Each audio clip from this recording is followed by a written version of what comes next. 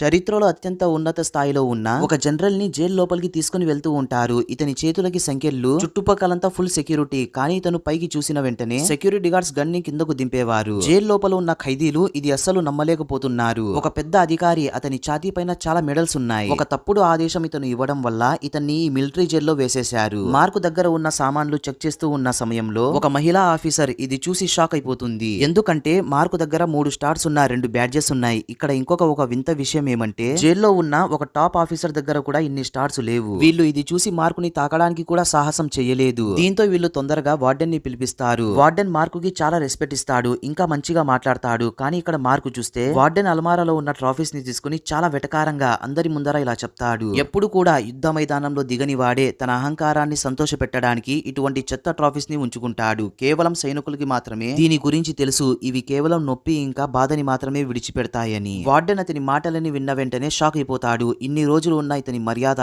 ఇప్పుడు బూడిదైపోయింది. మార్కుని తర్వాత జైల్లో వేస్తారు. కానీ ఇప్పటికీ కూడా వార్డెన్ శాంతించలేదు. అతని చెప్పిన మాటలు ఇంకా ఇతని చెవులోనే తిరుగుతున్నాయి. ఎవ్వరికి ఈ విషయం తెలియదు వార్డెన్ ఒక పెద్ద సైకోగాడని. ఒక రోజు మార్కుని చూసి ఒక ఖైదీ ఇతనికి సెల్యూట్ చేస్తాడు. మార్కు కూడా ఇతనికి సెల్యూట్ చేస్తాడు. వార్డెన్ పై నుంచి ఈ దృశ్యాన్ని చూసేస్తాడు. దీంతో ఆ ఖైదీని వార్డెన్ రాత్రంతా ఒక స్టాచ్యూ లాగా వర్షంలో నిలబెడతాడు. కొంచెం సేపటి తర్వాత ఖైదీ తిరిగి వెళ్తూ ఉన్న సమయంలో ఇతన్ని సెక్యూరిటీ గార్డ్స్ ఆపుతారు. నువ్వు రాత్రంతా ఇక్కడే నిలబడాలి అని. మార్కు ఇది చూసి అవుట్ ఆఫ్ కంట్రోల్ అయిపోతాడు. ఇంకా ఇతనికి సహాయం చేయడానికి ముందుకు వెళ్తాడు. సడన్ గా అప్పుడే ఇంకా కొంతమంది సెక్యూరిటీ గార్డ్స్ వస్తారు. అలారం యాక్టివేట్ అవుతుంది. వార్డెన్ తొందరగా ఇక్కడికి వస్తాడు. మార్కుకి వార్నింగ్ ఇస్తాడు. నువ్వేం ఇప్పుడు జనరల్ వి కాదు, ఒక సాధారణమైన ఖైదీవి. మార్క్ అప్పుడే కొన్ని రూల్స్ మాట్లాడతాడు. మీకు ఎటువంటి అధికారం లేదు. ఖైదీకి ఒక సమయం తర్వాత శిక్షించడానికి మీ దగ్గర హక్కు లేదని. దీంతో అందరి ముందర వార్డెన్ చాలా షేమ్ అయిపోతాడు. తర్వాత రోజు మార్కుతో రాళ్లని ఎత్తే పని చేపిస్తాడు. ఎండ చూస్తే పైన ఫుల్ గా ఉంది. ఒక నార్మల్ ఖైదీ అయితే ఇటువంటి పనిని అస్సలు చేయలేకపోయేవాడు. వార్డెన్ కి ఈ విషయం తెలియదు కదా, ఇతని ముందర ఉన్నది ఒక సైనికుడు అని.